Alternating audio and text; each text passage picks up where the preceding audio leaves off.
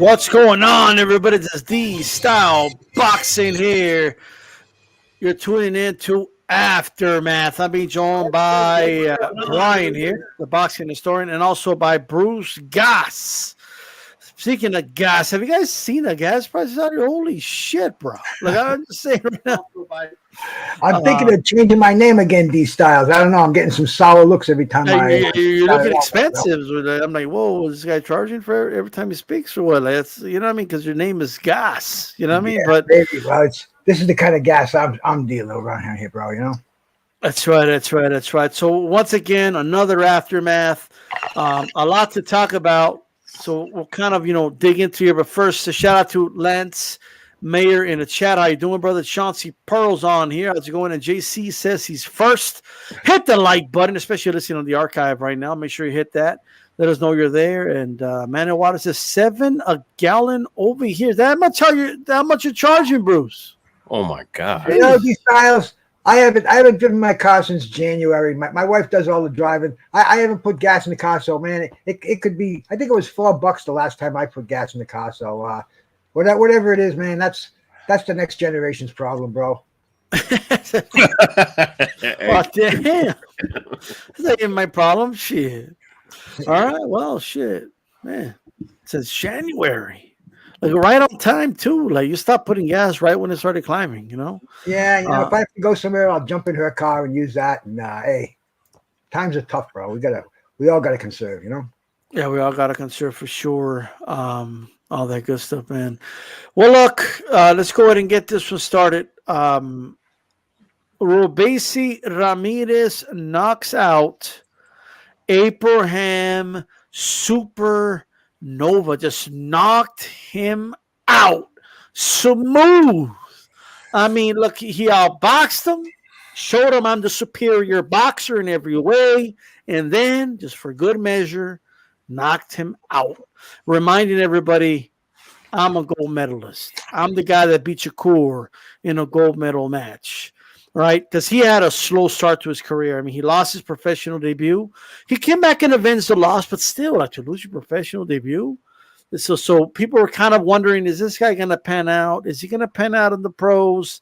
And then, they put him in there with a hot prospect in Supernova, and he puts on a great performance, in my opinion, and one of the best knockouts of the year. Bruce Goss, what you think of Robeisey Ramirez? That was the one of the two fights I watched on Saturday night, maybe three. I'm not sure, but anyway, bro, very impressed. I've seen the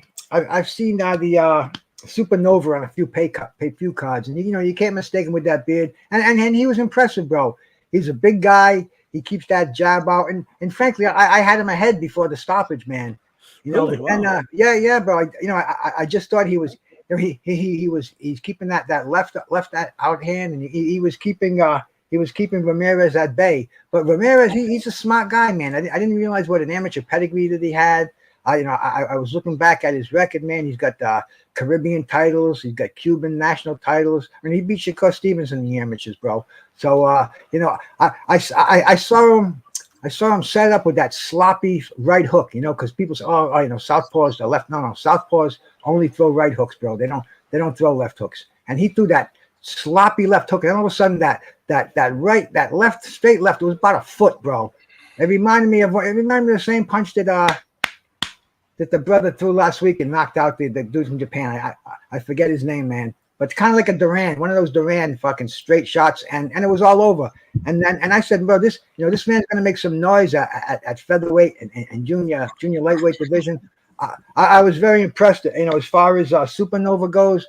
Back to the dressing board, back to the dressing room, and it was a good way to start the night, because I don't like drawn out fights with fighters that I'm not really that familiar with, and this was concise and it was to the point. Kind of set us up for the next fight. But man, I'm going to say Ramirez is a kid to keep the eye on right now in that division, man. He could. There's a lot of good fights down there, and he's right in the thick of it, bro. All right, I have a poll up right now. Who did you have winning the fight before the stoppage? Let us know. Hey, what you think of the knockout, Brian? Oh, I was liking Nova too, man. Not to say I wouldn't like him after the fight, but I mean, he was getting. I mean, I got thoroughly outboxed by a superior boxer, and the knockout. I mean, it's clean on the button. I mean, that was a nice left cross set up by a feint jab, right jab. Him being a southpaw, and put his lights out. Um, yeah, I mean, look, you know, Nova still has talent. They probably need to move him up a little slower than putting them where they're with that someone of that caliber, someone of that ilk. I would say with Abraham Nova. Uh, one thing about Top Rank, they don't really protect their prospects like that. They throw them in there with other prospects, and they see who the best guy is. So, hey, impressive knockout by his name Fabricio Ramirez, right? Robeisey, Robeisey, yeah. My bad, Fabricio Ramirez. So I mean, yeah, man. I like to see what he does. I mean, he looked pretty sharp, and we'll see if Nova can recover. But impressive knockout. Can't say that the dude don't have a chin. Just it was a well-timed place punch. Okay. I'm surprised. Look, a lot of people in the chat thought Nova was winning. I disagree, but hey, people have their opinions. Shout out to El Chido. How's it going? Shushan in the building. Lee Groves, Puerto Rican rum on here as well. Man in water saying he's paying $7 a gallon in Los Angeles. Jesus Christ. I don't know why y'all still live in Los Angeles paying that type of shit. You know what I mean? I'm just saying. But shout out to Haplotype in the building as well. Look, I want to see Robeisey Ramirez fight, like a fight I would love to see, and I think it's very makeable. Obviously, he's with Top Rank. It's against Joey Gonzalez. I think that's a fight that they can make. Joey's a pretty solid boxer himself. You know what I mean? It'll be a good step up for him. That much closer. Joey has, already kind of competed and won a world title. He lost to Navarrete, so he's somebody that he could face that's a step up. I don't know if he's ready for Navarrete yet. I'll just say that if he's going to stay there. But there's some other guys on there though. Like there's always that's a division where I don't know when Gary Russell will be back. I mean, maybe in 2 years, but so maybe he won't be around. But there's definitely a lot of talent there. We'll see where Robeisey Ramirez goes from here. Either way, he got the big knockout. So shout out to him. Ligro says Nova's punches mostly hitting gloves, while Ramirez blows were sharp and effective. Had him winning by a big margin through 4, and this fight illustrates his transition from amateur to pro. Absolutely, I think he did a pretty solid job. Look at this Haplotype. Look at this. $7 in most places in LA. This is crazy. But no, you got to stay in LA, right? You just got to chill in LA. Refuse to move. You know what I mean? The Don in the building. How's it going, the Don? How you doing? All right, Don Historian salutes. Absolutely, man. Hey, let's talk about the big fight of the weekend. Let me tell you guys some. I'll let you start, Brian. Talk to us. What you think of the destruction of Joe Smith at the hands of King Arthur Beterbiev? Hey, King Arthur. Well, that's a perfect nickname for him because that dude is every bit of a warrior. I initially I thought this was going to happen initially. Now I was kind of having maybe some kind of drawback because Joe Smith he has a really good work rate. He has good power, not great power, nothing like Arthur Beterbiev, but good volume punching, good puncher, good size, and he also had a reach advantage. Not saying that he's a boxer in the sense of trying to use range and try to pick him apart that way. he usually fights through it with attrition, but I was thinking maybe he might have a chance. That was a complete annihilation that we saw this past Saturday. The first round, in Beterbiev, I don't know if going to the weigh-in. I mean, look, height-wise, we can see the difference, but it was like a rock-solid guy versus a twig, right? And sometimes attrition in physical strength and power really does mean a lot.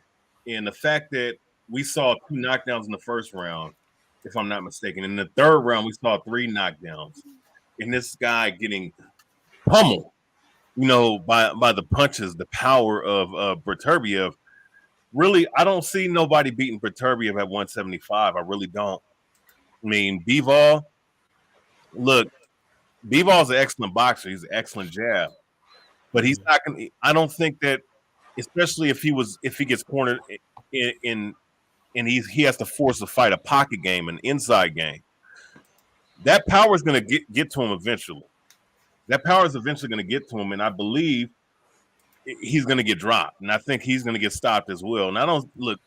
Maybe if Zurdo Ramirez develops into something over time, I think he might have a chance to be something better, and might be a contender, maybe a challenger. But he's a little bit too slow for me. And I don't know if power for power, I would want to see Roberto. What's his name?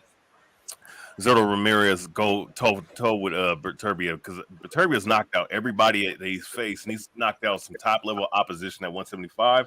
I just don't see how anybody in that 175 division, that light heavyweight division, beating that man. Hey, shout out to Nando Llamas. He says, Bruce, all gas, no breaks. He said it last week too with a $2 donation, bro. Shout out to you. Shout out to you. I'm not complaining, you know what I mean? But shout out to him, man. Puerto Rican Rum, how you doing, brother? The Don, of course, on here, giving a shout out to the Don. Smith tried to exploit Beterbiev's habit of slow starts, but he was shaken by the first right hand he took. It went downhill from there. It wasn't the chin Beterbiev struck, but his temple. Absolutely. Bruce Goss, what you think, man? What you think of Beterbiev? Well, I think Joe Smith got off to a slow start. I think in the rematch he's going to do a lot better. I think if he sorry about that, man. I was all right, bro. I mean, we were. It was pretty much expected, man. I looked at Joe Smith, and as tough as he is, the common man. Like I told you, my brother George Jack did the production for ESPN for his Blood, Sweat, and Tears. He had the inside scoop on him. But man, you look at Beterbiev, and he's just a different breed. He's a level above. This is like fighting a fire hydrant with 2 baseball bats swinging at you, man. This guy is Ivan Drago, man. He blew my mind once again. The guy's only had what does he had? 18 fights or something, historian. I mean, 18 and 18 knockouts, bro. He's in charge of the light heavyweight division as far as I can see. Bivol, he looked good against Canelo, man, but he looked average on other fights. He didn't look great against Joe Smith. But dude, I throw all that shit out the window. I just think Beterbiev is heads above the rest of the division, and he's like the ageless 37-year-old wonder, bro. I mean, when is that experience and all that power? When's it going to turn into old age? And I had that question mark when I was when I was watching this fight. But after the first minute, I texted my buddy George and I said, bro, I hope you didn't bet on Long Island Joe. And he said destruction. And the next it was like it was like a fight that reminded me of George Foreman and this dude that I'm representing on my shirt here, bro. It's like down goes Joe Smith. Down goes Joe Smith. But it was complete destruction, man. I think if he see, I don't know how you deal with an old fight like that if you keep him active or if you rest him a lot. But he's got a cat that's been training him since his days and behind the Iron Curtain. So whatever he's doing it right. And those training methods, like picking up 245-pound weights and hopscotching that. And I got helicopters flying outside my window. I don't know if you can hear that, bro. But I mean, just totally bizarre light heavyweight. And yeah, he's large and in charge, man. Look out for Beterbiev, bro. He's the man at light heavyweight. Yeah, I mean, look. I feel, but I love the helicopter. It gave it effect because you're talking about Beterbiev and then helicopters are flying. Like, you know what I mean? Like, what's going Some, on? yeah. The Like, only the thing I can army think of, shows up. You know? no, the only thing I can think of is a boat must have capsized or somebody must have drowned or something. Because, bro, I mean, it's not a good sign when you hear the helicopters outside your window on the Monho Bay, brother. There you go. There you go. Shout out to the fight doctor. He wants to see him fight. Usyk. Jesus Christ. Didn't Usyk always beat Beterbiev in the amateur? Isn't that the guy that always stopped him? But look.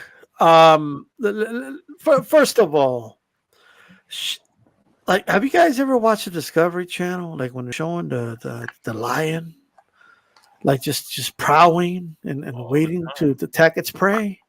The gazelle. Look at the gazelle, ladies and gentlemen. Let me show you the gazelle, ladies and gentlemen. Let me show you the gazelle. I'm a hard-working man. The gazelle. The gazelle's in the middle of the ring, prowling, trying to charge the lion. The lion waits its turn. The lion grabs, like, dude, it looked like a lion grabbing a hold of a gazelle. Like that. That's literally what that fight looked like. And the gazelle was trying to fight back. The lion just grabbed it by its neck and just made it submit. And just like that's literally what it was, ladies and gentlemen.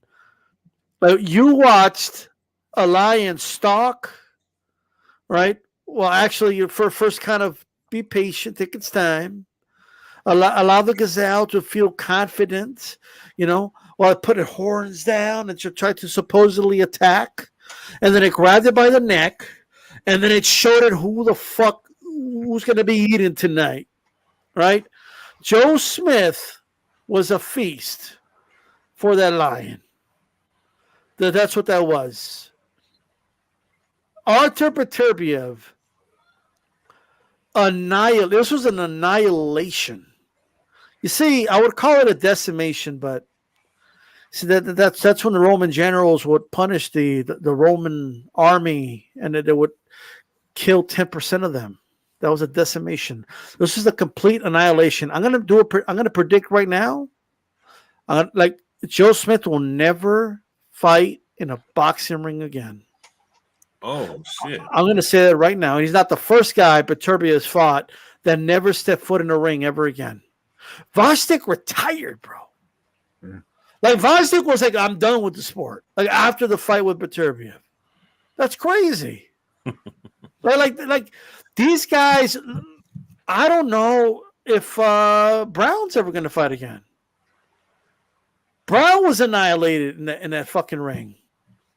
These guys got to look like their life, like they just saw death. Okay? They have a confused and submissive look on their face when this guy's done with them. Like, they look relieved when the ref stops it. They look up at the ref when they're down, and they're just like, ooh. Like there's something different about when you're in the ring with Beterbiev. He does something to these guys, man. Like, those short arm punches, his are like powerful. Like, he lands those short punches with such power. You know what I mean? And the first time he landed on Joe Smith's whole demeanor just changed. That guy had a look on his face like, what the fuck was that? In the second round, he was like, I don't know what the fuck this dude's got, but I don't got it. I have a knife. He's got a fucking bazooka. I'm done. Right? I mean, dude, he beat the shit out of him. But with all that said, okay, I just wanted to make sure I gave him his credit. All right? So nobody's like, oh, you're just hating these style. Pure boxers historically give guys like this a hard time. Right? I'm just saying. I think Bivol beats him. Got to be honest. I've always felt that way. And look, Joe Smith's easier to hit compared to Bivol. Like, you think Bivol's going to get hit that easily? No. You think Bivol's going to be there like just straight up and get hit just like that? No. Well, go ahead. Well, D style, it's like this though, right? It's not. Look, he's one of the best pure boxers in the sport. Bivol is. And that's why I picked him to fucking outclass Canelo the way he did. Now we're dealing with now. Yeah, usually boxers give guys like this a tough time, but here's the problem. It's not like Bivol has an incredible reflex. Now he has that high defensive guard, but the thing is about having that kind of guard, and he's an excellent boxer, excellent combination puncher, great jab. Problem with him is that you're fighting a guy with a stiff jab that who has shown the ability to corner guys in the pocket, and I think people underrate that skill from Beterbiev or Beterbiev or however you say his name. It's Beterbiev actually, yeah. Beterbiev, okay. Look, if he just stands there and takes those punches, keeping his guard up against someone like Beterbiev, eventually those punches are going to crack through that guard, and that power is going to be felt. Look, he might have the heaviest hands in the sport right now. I mean, 18 wins, 18 knockouts is and he's knocking out high quality opponents like Brown, like Joe Smith Jr. that we saw this past Saturday. I mean, it's going to be tough, man, to just. I mean, look. Yes, he knocked out Joe Smith, but let me show you. This is a picture of Joe Smith. Joe Smith took this picture backstage right before the fight. Okay, let me show you guys this right now. The bulging eyes. Look, this is Joe Smith in the back, getting ready for the fight. You know what I mean? Like he walked to the ring. This is Joe Smith, ladies and gentlemen. Compared to Bivol. You know what I mean? You got a point. You also have to realize when Canelo was hitting Bivol with the body shots, Bivol was effective. Bivol kept his guard. That's why he wasn't as aggressive in the fight. He kept his elbows in low. He wasn't moving after Canelo. Now, Beterbiev, I think he's on a different level, bro. I think Canelo was throwing freaking 9mm. Beterbiev is throwing fucking 50mm, bro. I think it's a whole different caliber of weapon, and I don't think Bivol is going to be able to handle that pressure. Maybe that's just me, but see, I hate to argue fictitious fights. We saw a fight the other night, and that's what I want to break down there. Well, I'll tell you what. I mean, look, he beat Joe Smith. Will Joe Smith fight again? Bruce Goss. Will we enter the ring again? Once again, I don't see into the future like that. They say he went to the hospital. He's got a nice cush union job, bro. I mean, he could just put himself on billboards and go around as a motivational speaker to the unions. And you know how that goes, bro. I'm from Rhode Island, bro. This state is run by fucking labor unions, man. So maybe not, bro. Who wants to get up at 4:00 in the morning and run 6 miles and then get the shit kicked out of you? And Joe Smith, what is he? 30 years old, man.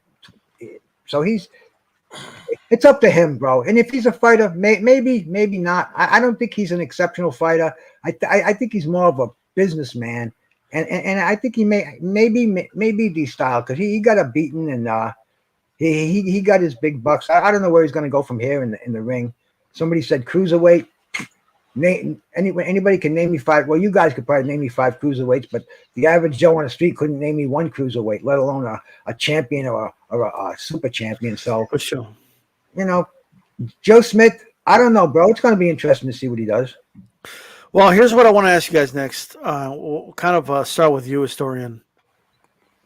Why is Beterbiev considered like this come forward, aggressive guy, like brawler? You know what I mean? Like, no one uses the word skilled when it comes to Beterbiev. No one uses the term. They always say, "Oh, he's tough."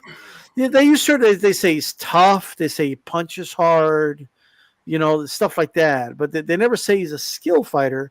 And I don't know if you guys saw. You see him like the way he was countering Joe Smith, and like knocked him down, and like it was crazy. But what you think?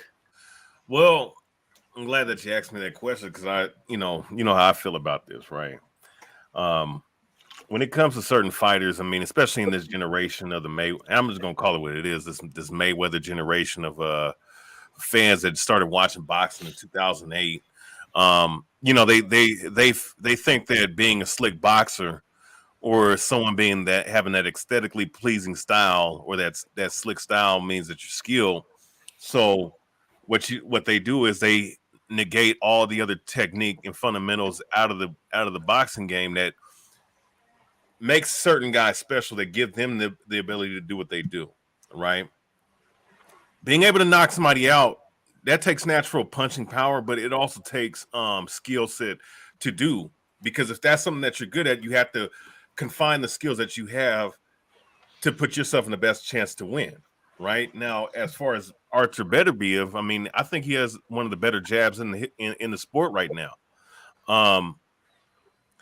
So this dude has a highly, really effective jab, a real jab to set up his power punches. Very stiff jab, and yes, is it true that he's a tough guy, tough corner forward fighter? Yes, he is. He has a great chin. He's tough and he's durable and he has a heart and he has great punching power. But you can have all those tools and still be 10 and 15 in boxing. You can have all that same kind of natural ability that Beterbiev have and have a losing record in the professionals. Right now, understanding this, right. For what he's able to do, because he did use a little bit of footwork in the earlier goings, but once he started catching Joe Smith Jr., pretty much you really couldn't really evaluate what skills he was using, but his setups are good. You know what I'm saying? His setups are off the jab a lot of times. I think it's what it is. It's these casual fans that, like I said, that's been watching boxing the last maybe a decade at the most. And they think that everybody that comes forward is not a skilled boxer, but what it is, when you're able to force somebody and cut off the ring, that takes skill set and that takes a certain level of IQ. That's why Beterbiev was able to stop someone like Marcus Brown, who was in the earlier goings, trying to use the ring and try to use angles against Beterbiev to set up his shots. But eventually it got to him, and that's why he resorted to those cheating ass tactics like headbutting and whatnot. He frustrated him. That takes skill to counter a skill like that. So I think that's what it is. And I think, people don't appreciate when it comes to certain come forward fighters, certain guys with that kind of style that might be a little rugged, that might be a little bit more not as pleasing to the eyes as far as the aesthetics go. But as far as Beterbiev, he's a skilled boxer, man. I think his skills, just like George Foreman. George Foreman doesn't get, like, people don't talk about his skills, but he was a highly skilled boxer himself. He had an excellent jab. He had probably the best jab of that class of back in the day, right? And his defense was actually underrated because that cross-arm defense kept his head protected against certain opponents, man. All right, he had IQ that was very underrated. And people don't catch that because they just think, oh, he's a big puncher and he has a great chin. He's just a juggernaut.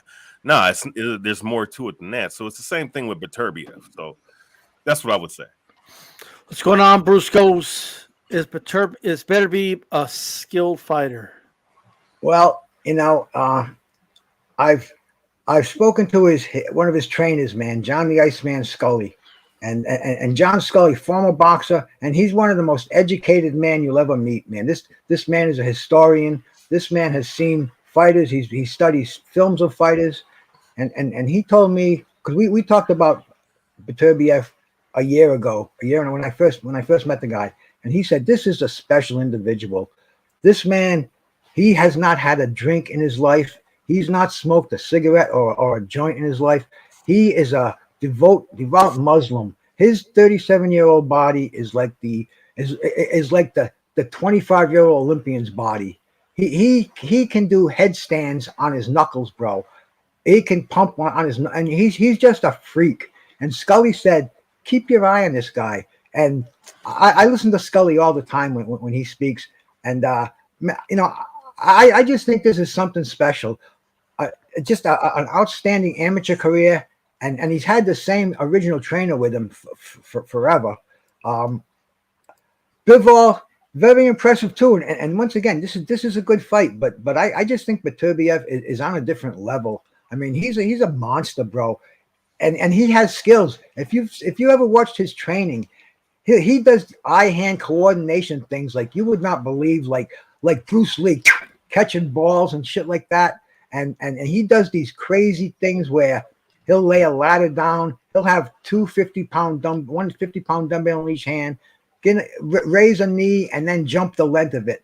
Turn around, switch to the other leg, do it again, and do that do that several times. But I mean, it's just freakish. It's something that should be on American Gladiators, with somebody shooting at you. But I just think I don't see anybody at 175 or 190 going there Beterbiev as long as he stays in the condition that he's in. If he doesn't get hurt. But 37 years old, ligaments go. Muscles get pulled, things can happen, but like I said, he's been polished. He's only been driven on Sundays, so this is special individual, and I got my eye on him. I don't think Bivol is going to be much of a problem for him if they do fight. All right, look, first of all, he's definitely a skilled fighter, and if you have guys like Tank Davis in your pound for pound, I don't see why Beterbiev can't be in your pound for pound. You know what I mean?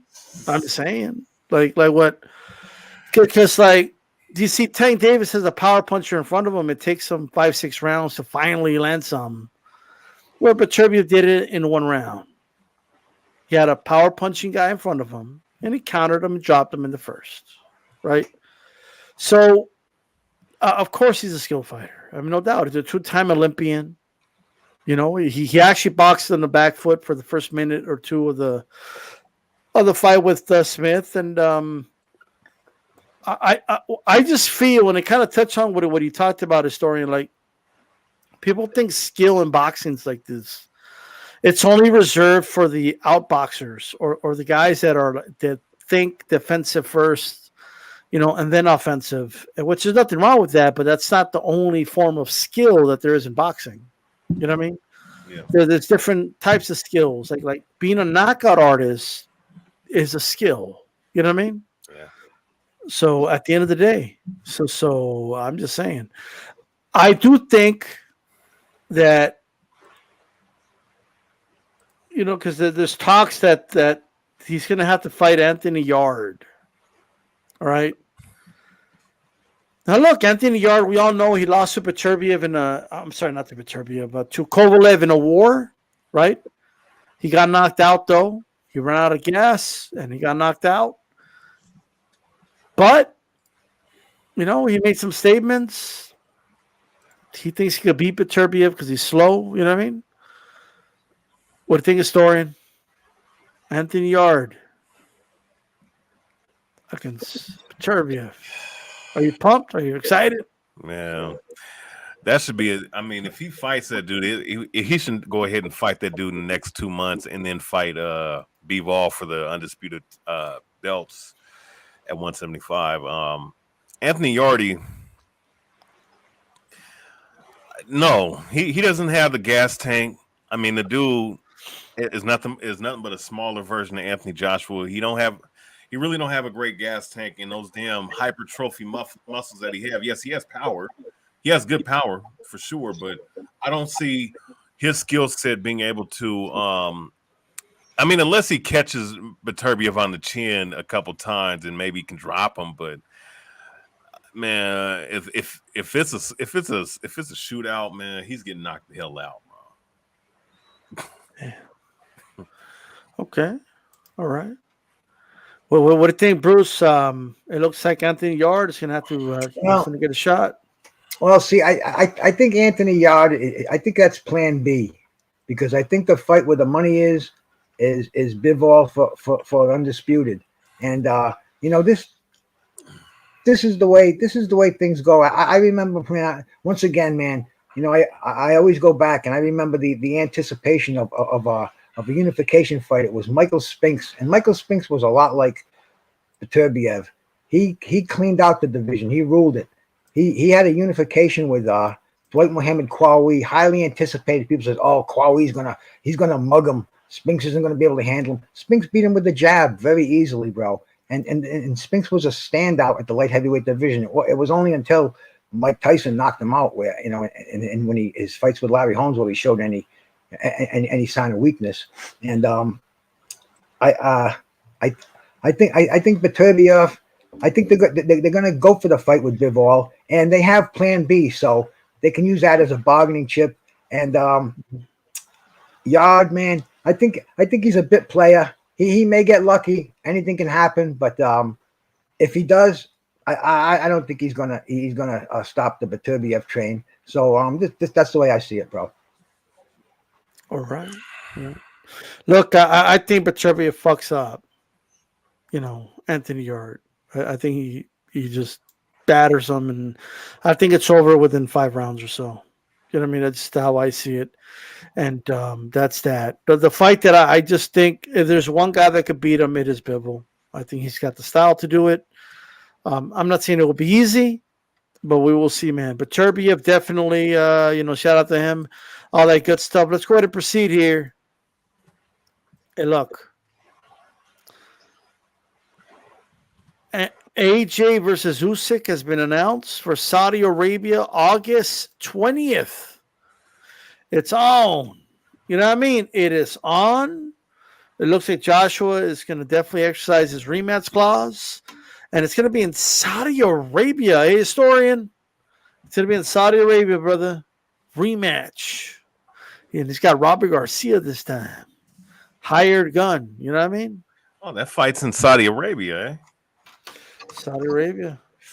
You think Hearn will, send him some food trades or something? I don't know. You never know. Shit.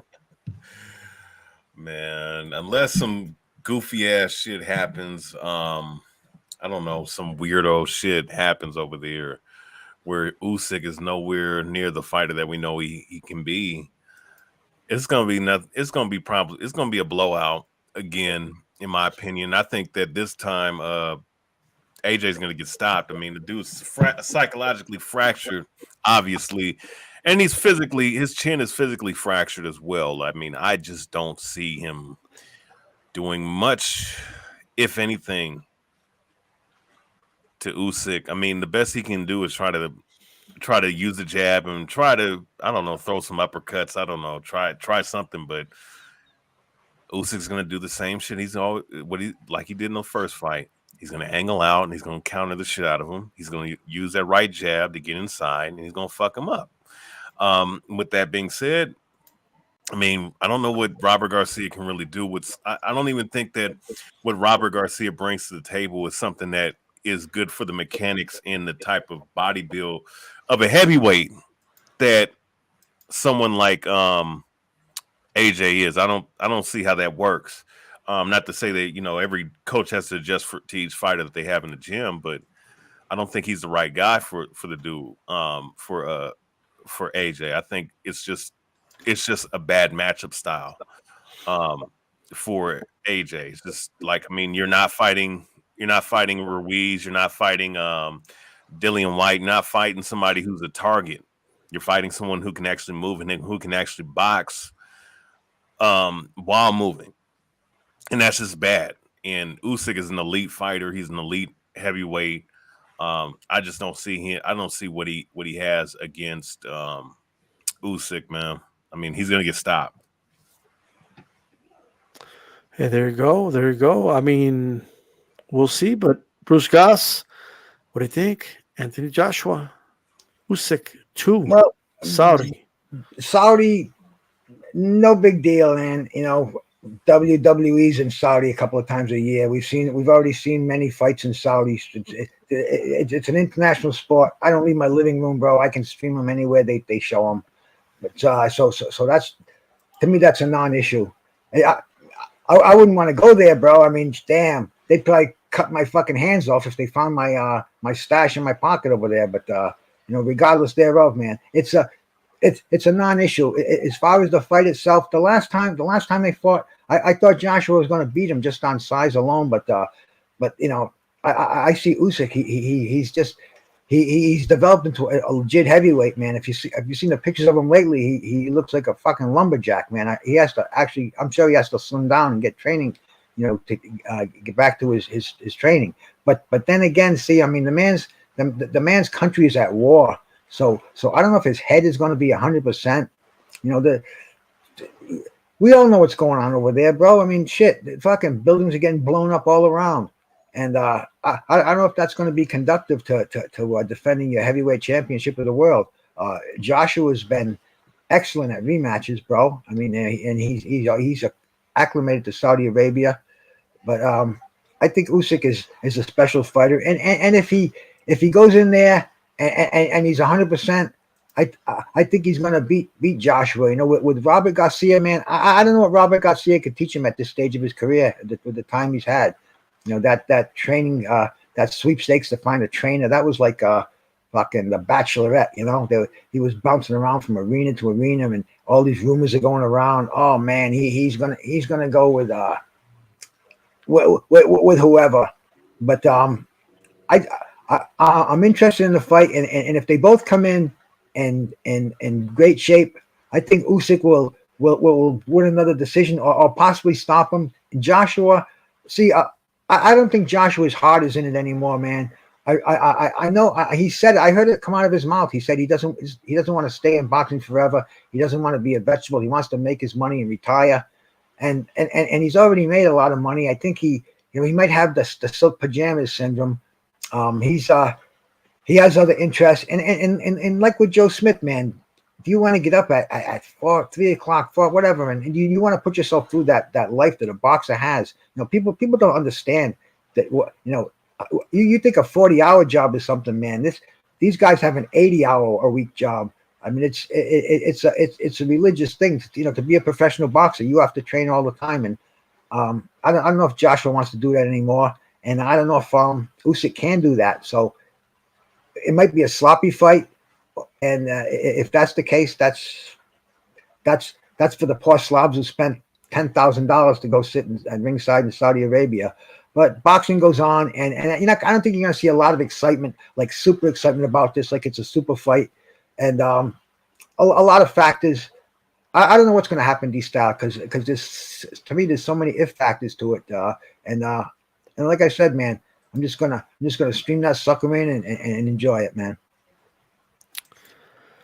Here's what I'll say.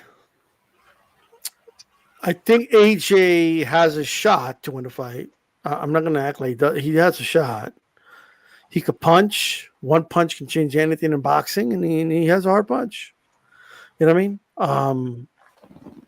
And I do think he could fight a better fight than he did the first time.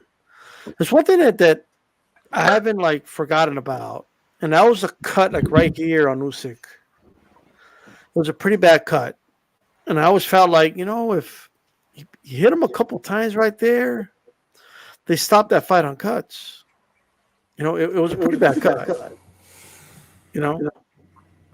So the way I see it, I'm going to favor Usyk to win because it's just not enough time. He didn't give himself any. I mean, while Usyk was over there and in Ukraine, like Joshua could have had a tune-up. He could have done so many things, but he instead decided to wait on Usyk. He decided to do the immediate rematch. He hired a trainer who has no experience at heavyweight, at least not at this level.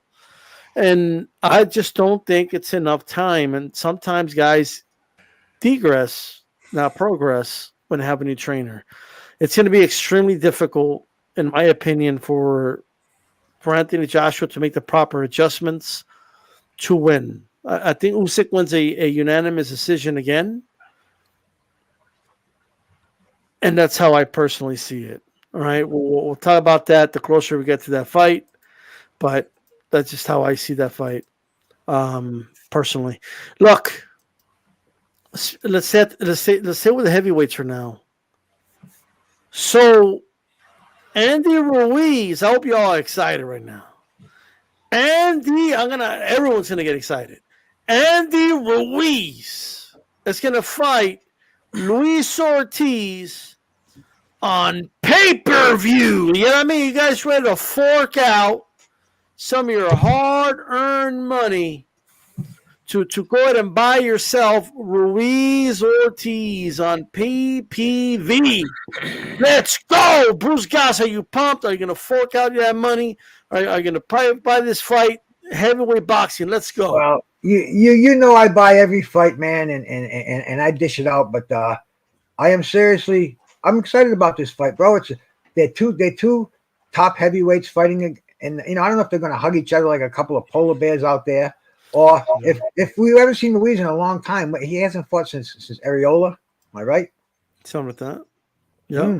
So I mean, bro, that's forever. That's a career, bro. That's like damn long time, man. You can change in that amount of time. And last time we saw Ortiz fight, bro, he got knocked on his ass. By it's who was it? Martin. He fought Charles Martin, wasn't it? And he was ready to get stopped. He got lucky. He landed that one punch, and he stopped Charles Martin. Bro, they're popular heavyweights. They're exciting heavyweights. They can both be beat. They can both end a fight with a flurry or one punch. So you're pumped, is what you're saying. You're pumped. Oh yeah, man. I love heavyweight boxing. I mean, I was pumped when freaking when Jerry Quarry fought George Chuvalo. Bro, I mean, we're not talking about any champions fighting each other, but we're talking about a decent fucking brawl. Heavyweight boxing. I love it, man. I was weaned on it. I'll take heavyweights over any weight. And yeah, bro, I'm definitely excited, man, for sure. Heavyweights over any Yes, sir, weight. bro. Look at that. See who's over my shoulder there, Muhammad Ali. Two of my favorite boxers of all time, bro, and one of my favorite jazz musicians. But Muhammad Ali, bro, I watched all his fights, even it's like Alfredo Evangelista, even the dog fights, man.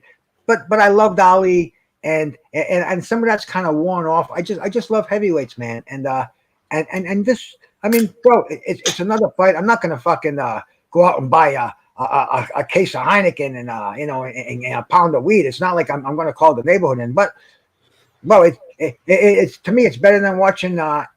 I can't think of anything else I'd rather watch on the tube, including the aftermath over here on reruns. So yeah, man, this fight is absolutely on my things to do list. And if you got a date for it, bro. I don't have the date in front of me, but yeah, man, for sure. I'm right there. If somebody could put it. August 20th. August 20th. It's in the title. August 20th.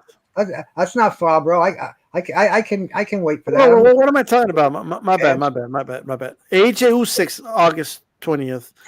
This was in September. I don't know what date in September, but it's in September. Well, good Lord willing, I'll still be around for it. So yeah, bro, this is a cool fight. All right. Okay. Shit. All right. Historian, are you pumped? Well, look, as a heavyweight, I love heavyweights. You know what I'm saying? I like the big boys. I like the big meat. You know what I'm saying? Pause. All right. You understand what I'm saying? I like the big boys banging and whatnot, man.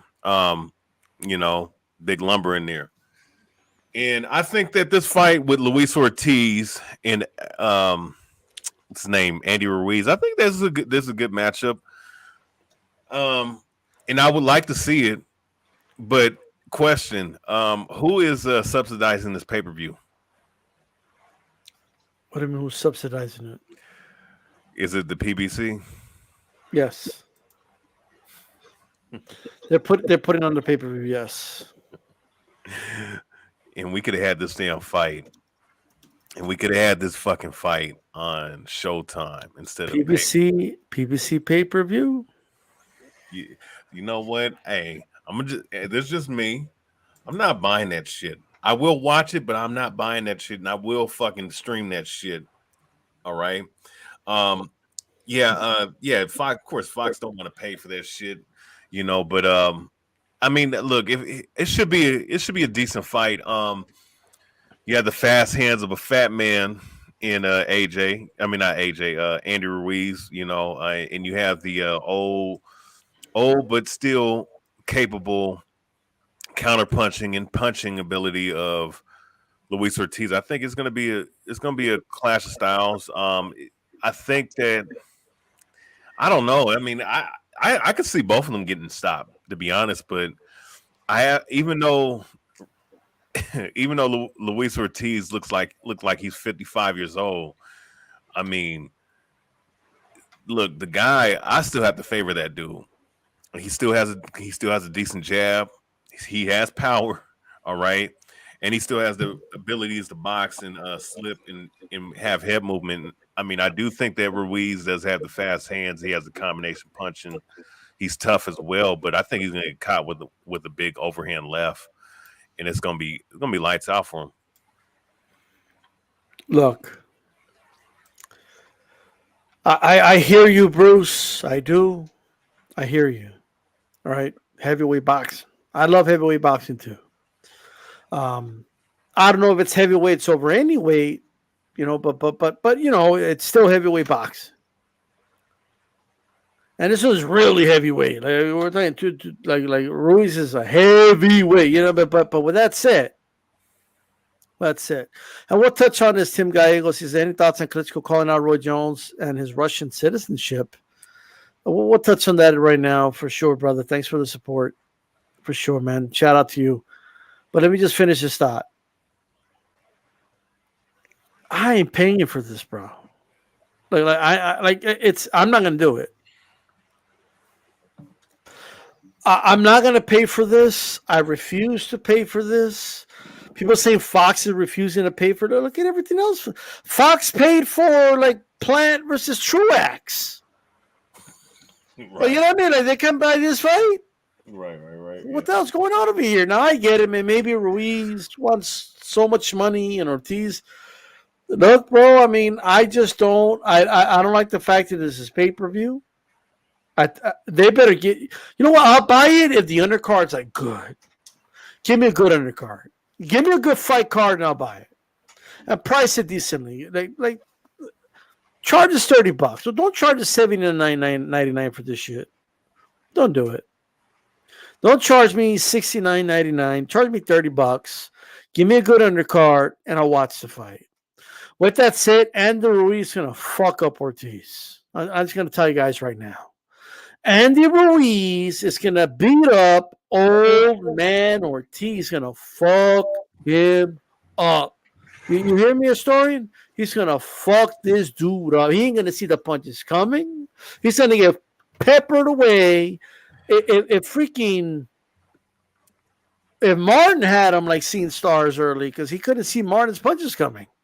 All right? Imagine what Ruiz is going to do. Ruiz is going to stop this dude in 5 or less. I think he stops him. That's how I personally see it. He's going to overwhelm him. This was really like 55 years old, bro. Like this is an old man, okay? Mm-hmm. And look, he stopped Martin, but like again, he was getting his ass whooped up until he hurt Martin. You know what I mean? I think Ruiz he's gonna make this is the fight where he's gonna make an example out of him, and then they're gonna set up the Wilder Ruiz fight, in my opinion. All right, who do you guys got winning? Oh, I have Ortiz winning. What? No, see, no, I don't have Ortiz winning, bro. Man, I have Ruiz knocking him out because, like D-Style said. He looked terrible when he fought Charles Martin. He got knocked down with a jab, I believe, man. And he got knocked down hard, both feet off the ground, kind of knocked down. Man, who won the fight though? Well, anything. I'm never going to argue about the outcome of a fight, but it's a heavyweight fight, and any moron who pays for it, bro, just hit me up on an email. I'll give you the sites to see. We live in an era where if you can go to Google and you can say, where can I see free pay-per-view, and they'll tell you. Go to Strikeout. You don't even have to go. Just click it here. And bro, what's going on here? Who has $80 to throw out for a second-rate fight? If you do, man, give it to Save the Children, bro. Give it to the American Cancer Society. Hey, check this out. Ruiz is gonna fuck up Ortiz. Yes, I said it. Okay, he's a historian. I want you to listen to me very slowly. Okay, listen to me.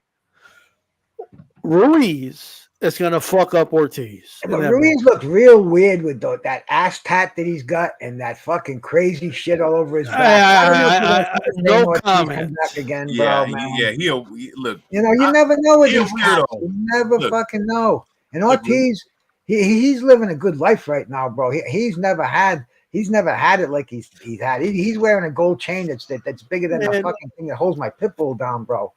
Ruiz gonna go back to tamale eating, enchilada eating, torta eating. Rice and beans. You know what I mean? He's gonna go back to that. And he's gonna fuck up this dude. I'm just telling you his story. I'm telling you, he's gonna fuck him up, bro. Like this dude is 60 years old, bro. He's old. Oh, He's 60.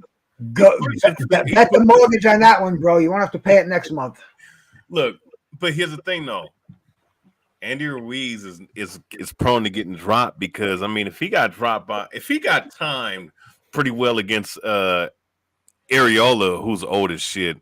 Oh, come on. And look, Luis Ortiz is way more capable than Chris Areola. Let's keep it a buck, man. Yeah, but he got caught. It happens. And you don't think he ain't gonna get caught by someone who's living? Fury got caught by Abraham, right? Not Abraham. Wilder. No. What's his name? Steve Cunningham. Cunningham. It happened. That was a well-timed over him, right? But Ortiz is gonna look. I'm telling you, he's gonna throw a punch between those little fast combinations like throw. He gonna get hit. He gonna get hit one time. He gonna go down, and it's gonna happen. It's gonna happen. Let me tell you how fast this kid is. Okay, they asked Evander Holyfield. He sparred him when he was a teenager, and he said, "Yo, it's like he had 10 hands. But that's how fast his hands were." That's what Holyfield said. Now, granted, this is a 45-year-old Holyfield, but still, you know what I mean? Like, hey, what's going on, Calix? What's up? Hey, bro. Let me ask you, are you pumped, bro? Are you pumped for Ortiz, Ruiz, pay-per-view? Let's go. Are you going to fork out some? No, I'm not. Oh, come on. You're going to watch that over LSU football. You are. No, I'm not. Look, no. You're going to fork out that money. I know you are. D-Style is actually a good fight, but not behind a paywall. No. Who wins? I want to pick Ortiz, but he's just like he's 80 years old at this point, so I don't know what Ortiz is going to show up. So it's an old fart. I'll go with 65 years old. He's aging while he started at 50 and now he's 65. Still going to go with Ortiz. I'm still going to go with Ortiz. I'm not a believer in Ruiz, D-Style. I'm not a believer. What do you mean you're not a believer in Ruiz? Ruiz won the heavyweight championship of the world, brother, in Madison Square Garden. He's a former unified heavyweight champion of this world. And tell me I'm lying. No, you're telling the truth. But I would argue that in recent memory, he is the weakest legitimate heavyweight champion. Probably in modern history. What? Based on what? We all know he won that Parker fight, by the way. He beat Parker. He got robbed. I think Bermani Stavern, when he won the title, I think he was WBC. I think he would have beat that version of Stavern would have beaten Andy Ruiz. That beat Anthony Joshua. Yo, I got to give him credit. I got to give him credit though because he did beat Anthony Joshua. So no. I'm going overboard. You know what y'all sound like talking about, because Ruiz got knocked down. It's like the people that keep talking about that one time that Beterbiev was dropped. Beterbiev was dropped. That happened. You don't judge somebody by the worst moment of their career, okay? Or you don't judge them by the best moment of their career either, because people could underperform, they could overperform. You judge them by the body work. Like Andy Ruiz is that dude. He look. Yeah, he fucked up in the rematch with Joshua. It's okay. There's no shame in losing to Joshua anyway. But he's 1-1 against Joshua. And it's going to fuck. I think y'all going to have to put respect in his name after he fucks up Ortiz. Ortiz is 70 years old. He's an old dude. I think Ortiz beats him. But do you think he's the Kambosos of the heavyweight division? Like a one-hit wonder type of guy? He's got the tattoos like Kambosos too. He's got a lower back tattoo. Actually, I think he has I heard I heard he has a buttocks tattoo. I Yes, he saw. does. Yes. In the folds of the skin. I don't know who the hell did that, bro, man. That was like his Aztec heritage. The Aztecs got tattoos everywhere. He's embracing the Aztec. I'm just saying, like, well, you guys are attacking his culture. What you're doing? So the culture to get your ass tatted. Come on. I'm just saying. And Samoans do it. He's not Samoan, but maybe he got it from the Samoan culture after he fought Parker. You know what I mean? He like adopted it or something. If you say so. Shit. Okay. So you got Ortiz, Calix. I do. That's not what. Who's Ortiz beat? Versatility. I like Ortiz's versatility as opposed to. He's 75 years old. He's getting older and older, D Styles. He's getting older during the stream. That's how old he is. All right, okay, versatility. I got you. I just think he's a more versatile fighter. So they're both big question marks to me. So when I have the two guys who are just big question marks coming in, I just default to the more versatile fighter, and I think Ortiz is that. He's also 80 years old. You know what I mean? Yeah. Like, he's just an old dude. But, hey, Tim Gallego is asking, any thoughts on Klitschko calling out Roy Jones and the Russian citizenship? But for those that don't know, let me just give you a quick backstory on it. So Klitschko, for obvious reasons, did not go to the International Hall of Fame. He's over there in Ukraine. I get it, right? And he gives this nice little speech thanking everybody. And then for some reason, he calls out Roy Jones, like because Roy Jones is a citizen in Russia, and I guess he went to go visit, I believe. I don't know the story behind that, but he called him out for it. That was just a strange thing to bring up because Roy's part of one of those three classes, and it's just like what the hell's going on over here? I personally didn't like it because it has nothing to do with the Hall of Fame, nothing. It's just a random thing to bring up. That's just my opinion. Bruce Goss, you got any thoughts about that? What was the question one more time, D Styles? Klitschko, like in his speech, he did a short video bringing up Roy Jones, like in Russia for some reason. Well, that's a strange thing with Roy Jones when he went and got the dual citizenship, and I don't know, man. It really has nothing to do with boxing, and I didn't really pay much attention to it till I just heard it, and like I said, man, it didn't stick. So it's just something to make headlines, to fill spaces. You have to have a daily Boxing 24, a new story. You have to have 20 stories a day in there. So that's just one of them. Any if you were able to watch any, Bruce, any of the speeches you liked from any of the fighters?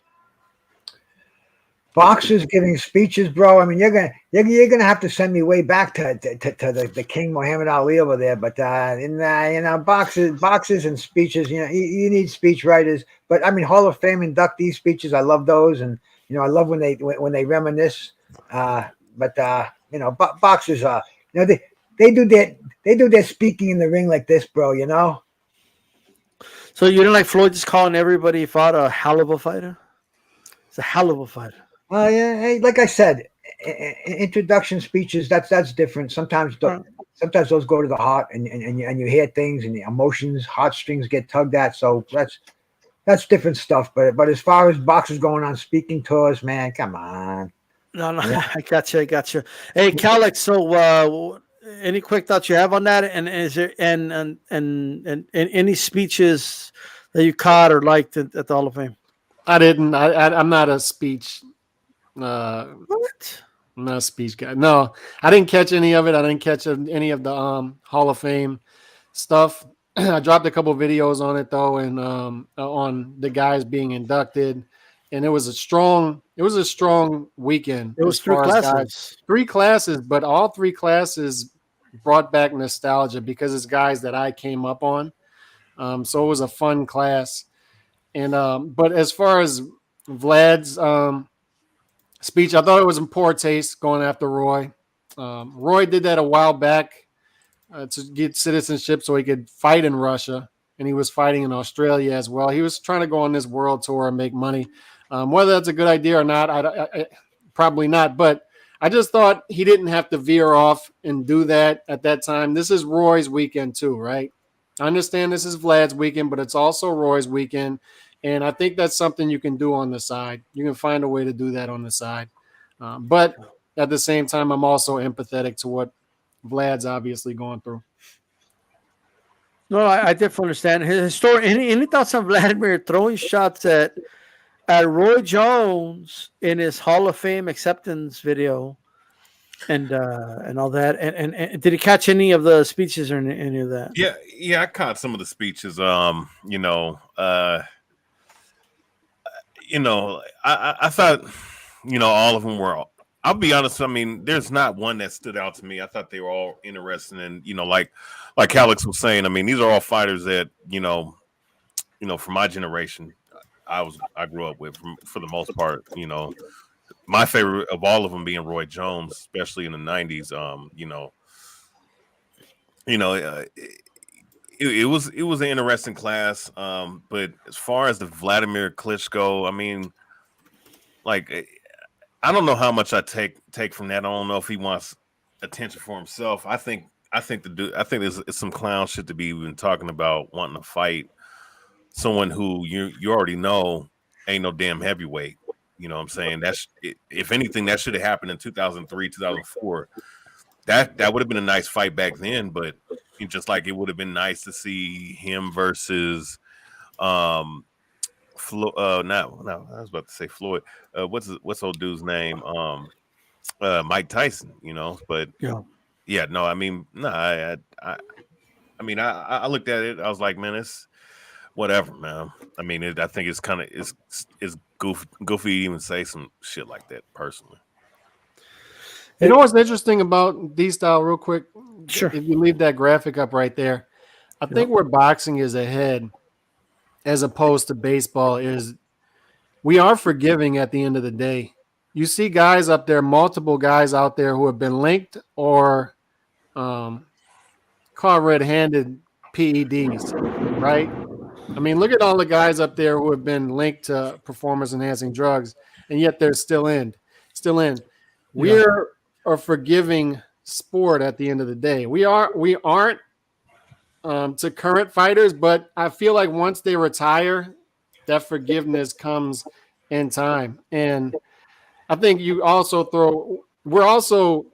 I think boxing fans more realistic. Like, we know it's a widespread thing, and they're also competing against guys who are also taking. Whereas I feel like boxing is way behind. I mean, baseball is way behind.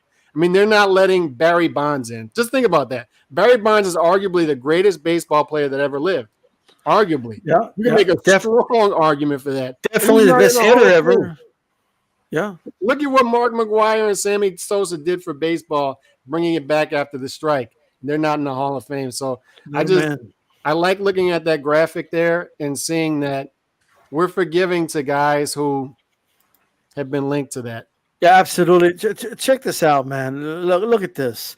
Mosley, Marquez, Christy Martin, Bernard Hopkins, Lucio Riker, Budrick, Floyd Mayweather, Ann Wolf, Vladimir Klitschko, Layla Ali, Andre Ward, Trimiar, all right, Holly Holm, Cotto, Roy Jones Jr., James Toney, okay, and Halmich. Okay, well, I'm gonna be honest with you. I'm not that familiar with the two ladies there, but it is what it is. But I mean, overall, this is like this was a once in a lifetime thing, right? I know Lee Groves was there. Shout out to him. And this was a hell of a class. Like it was 3 classes, and the reason it was all in one because of the COVID, right? They weren't able to go and celebrate. And I feel good for Christy. I talked to her right after she was inducted. It was hard for her because she lost. I forgot, one of her siblings passed away. I was not able to see her ceremony, because of the whole COVID thing. But she did get inducted. She was the very first female inducted, rightfully so, alongside Lucia Riker, another rightfully so. Very familiar with those two, but yeah. And Wolf, Layla Ali, same class. I mean, this is crazy. Holly Holm, definitely. Most people know her because of the UFC, but she did have a great boxing career. Great stuff. I will say this, believe it or not, Floyd Mayweather actually did a good speech. I mean, I kind of like the speech. I'm not gonna lie. He actually gave a really good speech. He actually, I mean, I'm not used to seeing Mayweather like give credit to everybody around him. Like, you know what I mean? It's always about him. But he went out of his way to shout out like all the fighters on stage. He gave props to Marcus, to Mosley. Now, granted, one might say, well, he was doing that because those are two guys he beat. So the more he bigs them up, the better it makes him look. I get it, but still, you know, he still showed a lot of humility, in my opinion. He gave credit to his father, which is good to see, especially after, you know, they had several fallouts. So it's good to see that they're getting along now. And I just kind of wish he didn't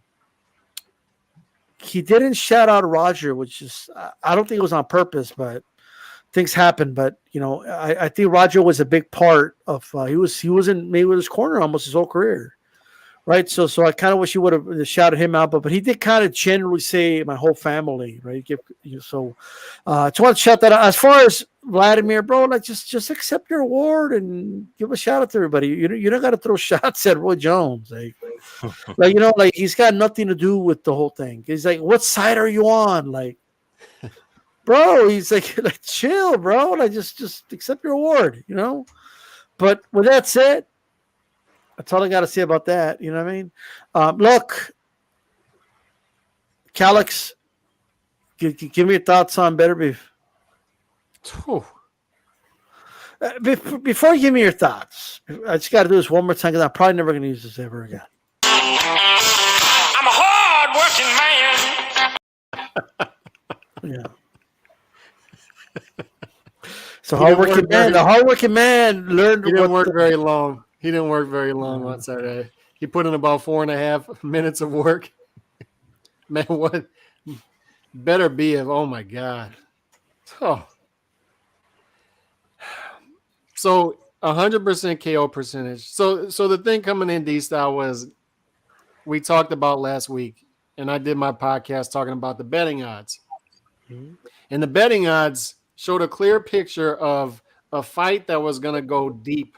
Right? It was going to go deep into the fight, a fight whereas Joe Smith Jr. would have his moments early, and then the over-under was set at around 8.5 rounds. That's when Vegas thought this would start to get dicey for Joe Smith Jr. and Beterbiev would eventually stop him. The reason they thought that is there was many things, but both guys were trending coming in as guys that go deep into fights. Beterbiev's last 3 fights before this one, 10th round stoppage, 10th round stoppage, 9th round stoppage. All right. Then you've got Joe Smith Jr., 6 out of his last 7 fights leading up to this, 9th round stoppage or later. And 4 of those fights went to decision. So Vegas clearly thought this was a fight that was going to go deep. And guess what? Beterbiev had other intentions coming in. Beterbiev is a guy who throws 29 punches per round in the first 2 rounds of fight. That's what he averages, 29 punches per round. But he also averages 63 punches per round overall, I believe. So he's a guy who the output picks up round by round, and he methodically breaks guys down as the fight goes on. He opens them up. He opens up that guard. Guys come in guarded against him because of the power, because of the 100% KO percentage. And Joe Smith Jr. did what everybody wanted him to do, right? What did everybody say coming in? Jump on Beterbiev early. 37 years old. Maybe he'll turn old overnight. He's a guy who starts slow. Jump on him early and see if you can get him out of there or see if you can land something that's going to change the trajectory of the fight, because as each round goes on, Joe Smith Jr.'s chances of winning the fight go down dramatically as each round goes on. But what we saw with Beterbiev was just he gave us a performance. He's one of those guys like Dimitri Bivol, D-Style, that we didn't really see him come out of third gear up into this fight. I think he's one of those guys that he elevates his game as the lights get brighter. That's when we see the best of him. And that's scary. That's scary because what we saw is not a caveman style come forward front foot fighter. We saw a guy who the last 2 shots he landed, D-Style, were off of his back foot. They were both off of his back foot. He can fight going backwards. He can fight going forwards. He used lateral movement in this fight. He used the jab to the body. He hurt Joe Smith Jr. to the body. He opened up the guard by throwing shots on the outside of it, and then he shot uppercuts up the middle. The reason that Beterbiev is able to do that is because guys clinch to everything he does because his punching power is so big. So he can knock you out with one shot. He can tear you up with combination punching. He's got underrated defense. And I said coming into this fight, I don't think there's anything Beterbiev or Joe Smith Jr. could do to overtake Bivol as number one at 175, being that Bivol, I had him winning 9 rounds against Canelo. He stuck to that, right? I don't know. I still have I dropped my official rankings on the website this morning. I still have Bivol number 1. But if you had Beterbiev number 1, all power to you. I can't argue with that. I have no idea who would win that fight. That's one of the best pure fights that could be made in boxing right now. Why you say that? So far, the poll has 56% Beterbiev, 28% Bivol, 16% not ready to pick. Right? Yeah. So that's the poll. Make sure you guys vote, by the way. Make sure you let us know how you feel about that. Just really quick, I'm still favoring Bivol. I'm still favoring Bivol in that fight. You know what I mean? I still think Bivol beats him, and I'll tell you why. Look, I know you saw this, Cal. This was a shot of Joe Smith right before he went to the ring. You know what I mean? And I just looked at him and I said, yeah, he's gonna get knocked out. Like, you know what I mean? Well, yeah, he's gonna get knocked out. You know what I mean?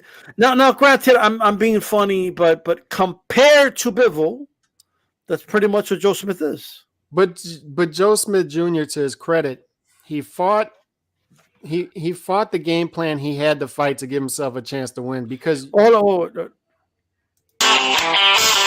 hard-working man. Go ahead. Because he's a hard-working man. But he had to jump on, and everybody said it, he had to jump on Beterbiev early. Now, maybe he could have been a little smarter about it, but he is who he is, right? That's who Joe Smith Jr. is. He's going to come straight after you, and he tried that. He attempted that against Beterbiev, and nobody expected Beterbiev motor to get going that soon, and it did. Like I said, his output in the first 2 rounds is not high. He's a slow starter, notoriously, and Joe Smith Jr. was not expecting him to open up the way he did. Beterbiev wanted to put on a great performance tonight, and he put the narratives to sleep that he's an aging fighter, 37 years old, that he's a slow starter, that he's just a face-forward fighter, no defense. No. He put all that to sleep in this fight for everybody to see, and he hopped into the pound-for-pound discussion and pound-for-pound rankings, and I have no idea what to do with Beterbiev versus Bivol, but I want to see it next, and apparently we're not going to get this anytime soon. Well, yeah, because apparently, you know what Aaron reminds me of? Have you guys ever read the or seen the movie or any of all the many versions of The Christmas Carol? Mm-hmm. He's Scrooge, brother. That's Bob Aaron. You know, like, hey, Bob, Uncle Bob, are we going to be able to see Bivol Beterbiev? It'll be great for boxing. Bob, get the fuck out of here. What the fuck? You're going to get shit. You know what he said? He's attacking the zone, like Dead Zone. Nobody wants to watch Dead Zone. If he fights, he'll come over here. We ain't sending him to an app nobody watches. What?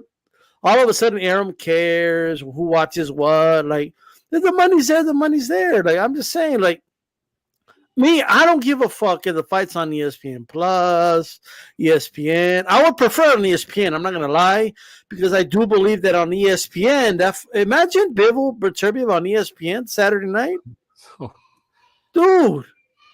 That would be a big deal to me. Like, it would.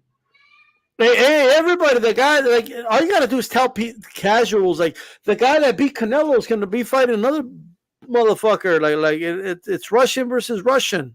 Russian on Russian crime. You know what I mean? We got to watch this shit. Bill was about to box this dude, which he would. I'm just saying. All right? Because he ain't going to stand there to get hit. Beterbiev's hands are too slow, ladies and gentlemen. He's too slow.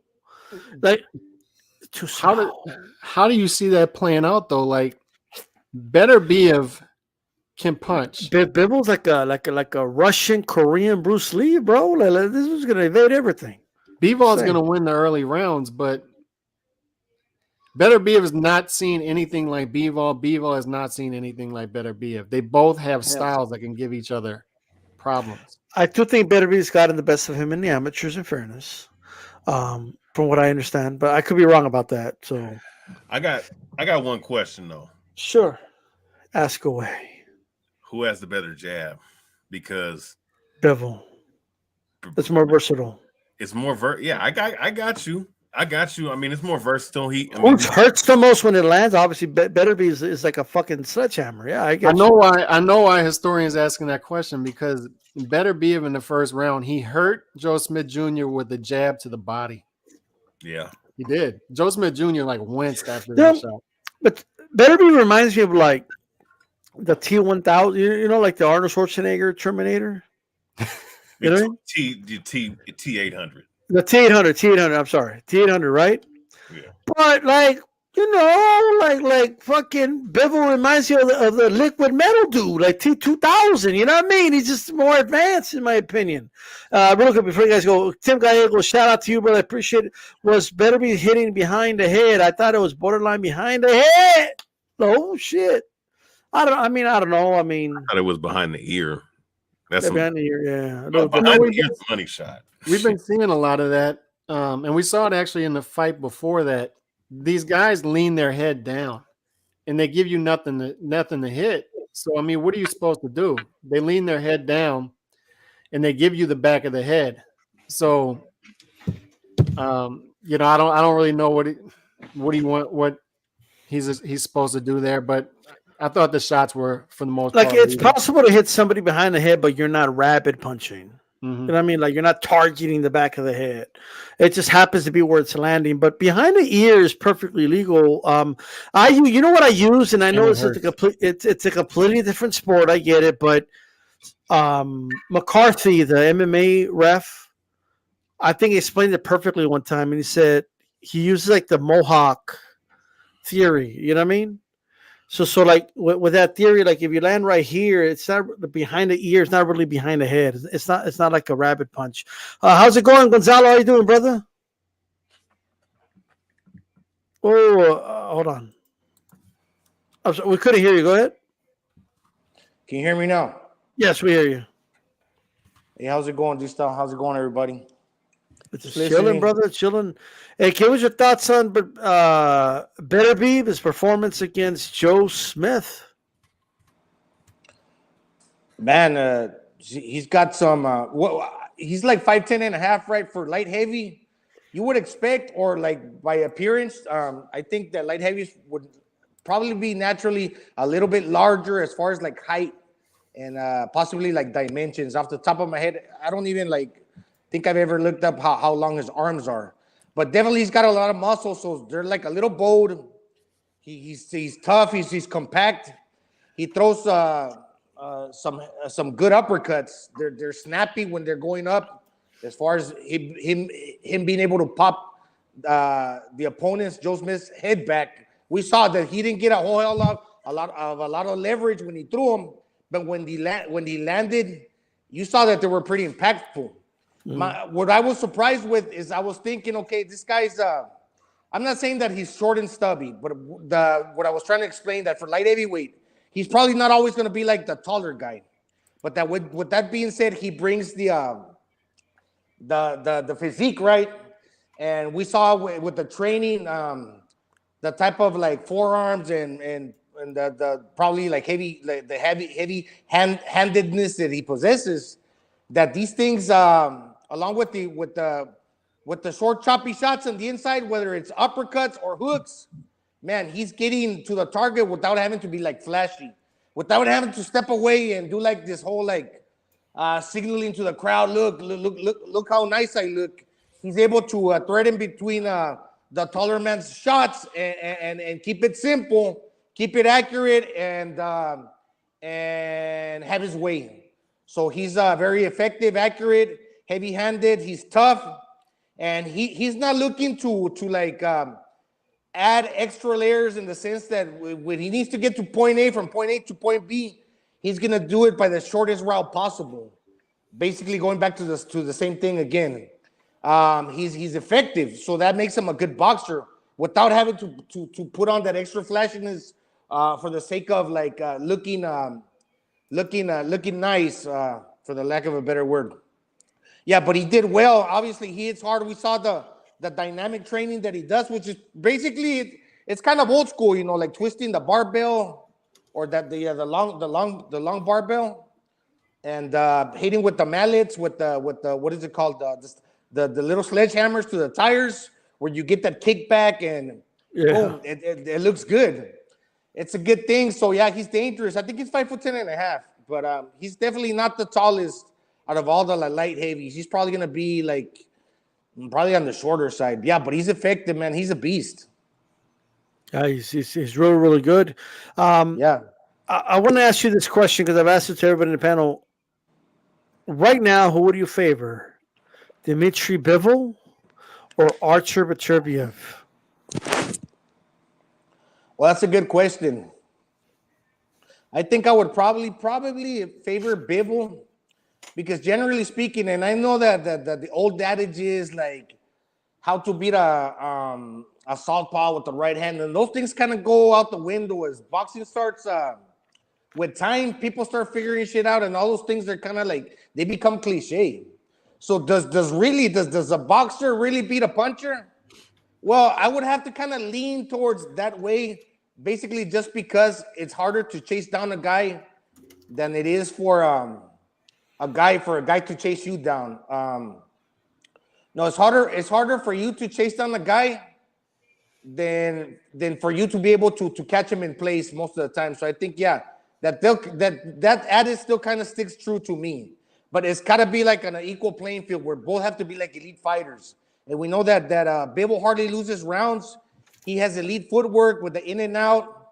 He's got that momentum to where when he touches down, he's got a little bit of like that Rolex, the kinetic energy. He doesn't have to load up, but when he starts free flowing, boom, boom, he's not wasting away any energy, but he's flowing with a lot of inertia. He's got the momentum going. So he's able to do that in and out, retreat, and keep it moving. So for those reasons, I think that for Beterbiev being the shorter probably guy by inch or two, would have to have like more of an effort to have to track that dude down. It's not that necessarily that Bivol's a runner, but it would make that that little bit more difficult. We saw that Beterbiev when he fought Usyk. Usyk is a boxer puncher who might have been a little rattled since the Superman performance, because he had put that dude on a coma. Yeah. A lot of people thought that Usyk was winning that fight, and that's a boxer puncher, kind of taller and rangier. But I thought that Beterbiev could actually possibly had been up by the 10th, but some people had it on the official scorecards. They thought that Usyk was winning, but we saw what happened to Usyk after that. He fucking retired because this guy is like the boogeyman. So his punches are like the Gennady Golovkin punches. Then all of a sudden you don't want to face him like Canelo. You don't want to give no explanations for reasons why. Something about when he hits you, it fucking hurts, right? And so I think I would probably favor, although Beterbiev, I mean, it's kind of like a 50-50 fight.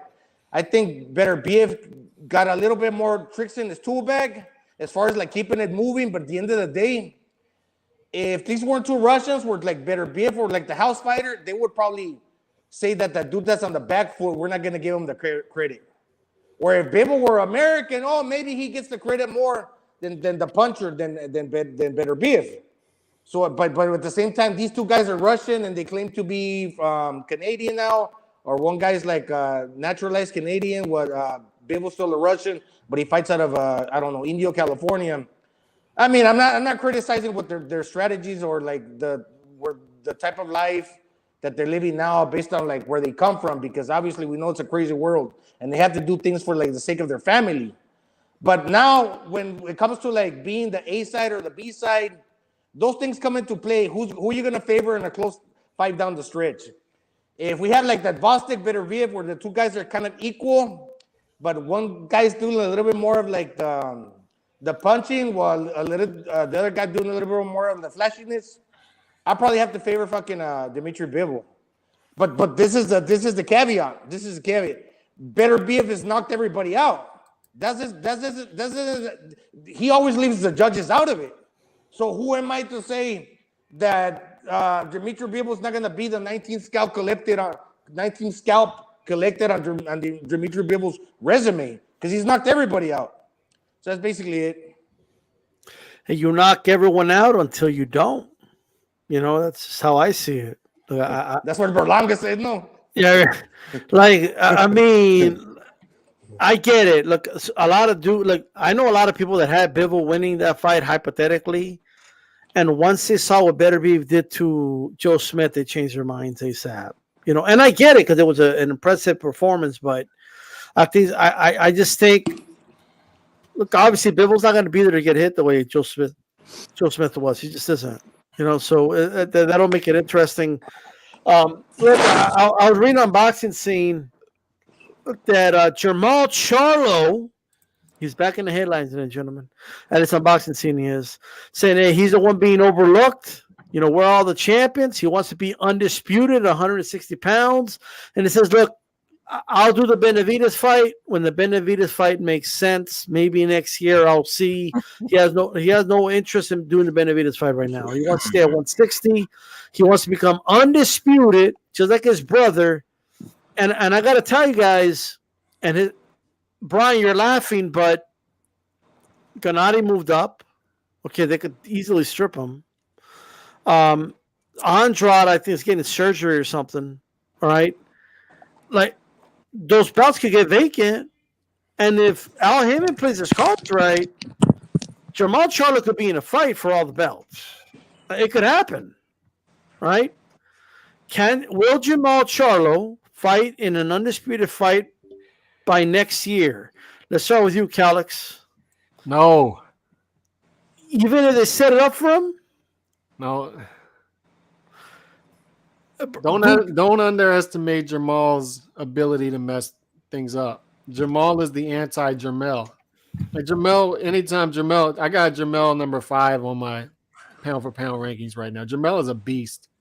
Jamel has done what you want a fighter to do throughout his career. He's fought top opposition in his weight class. Jamal's a mess. Like, I'm sorry, D-Style, did you see him in the club drunk last week? A week after?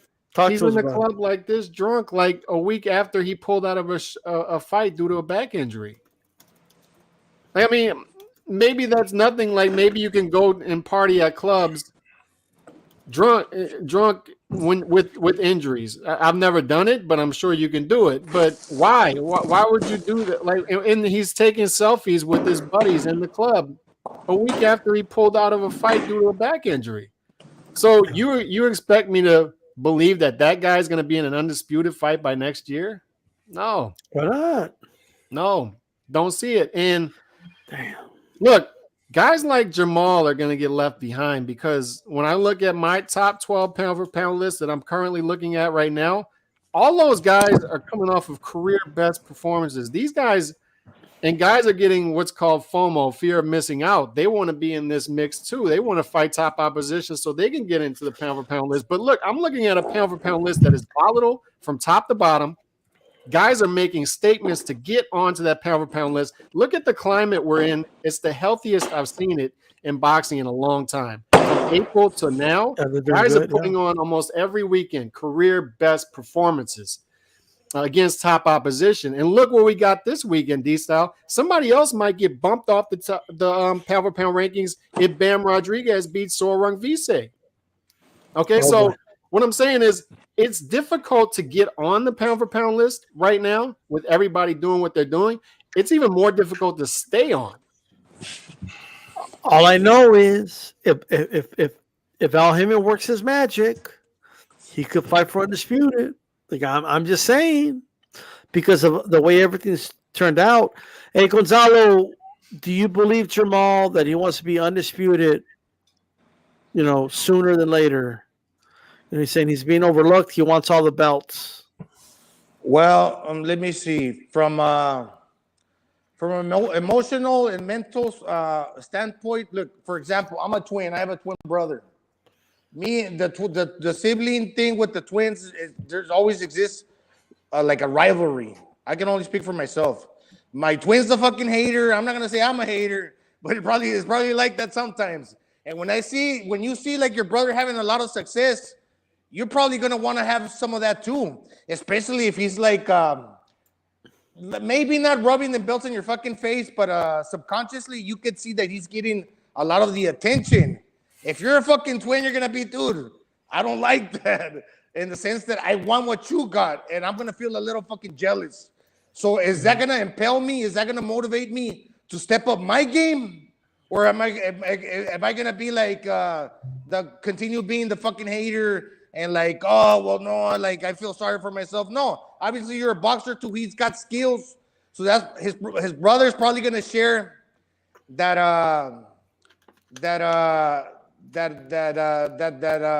he's gonna share that feeling that, look, man, you got to step up your game, or look at what I'm doing, you can do it too. That mentality, they probably share that. So I think that, yeah, he probably does want to become undisputed at 160. But with that being said, you got killers, man, and he waited. He could have probably done the whole Canelo thing to where he could have collected the belts. Maybe he took the Debriachenko fight. GGG was always going to be fucking dangerous, and he still is. He hasn't gone away. A lot of people thought that he was going to disappear because he was the boogeyman before, but he's still fucking hanging on. And we know that he's got a tough chin and he's got a heavy punch.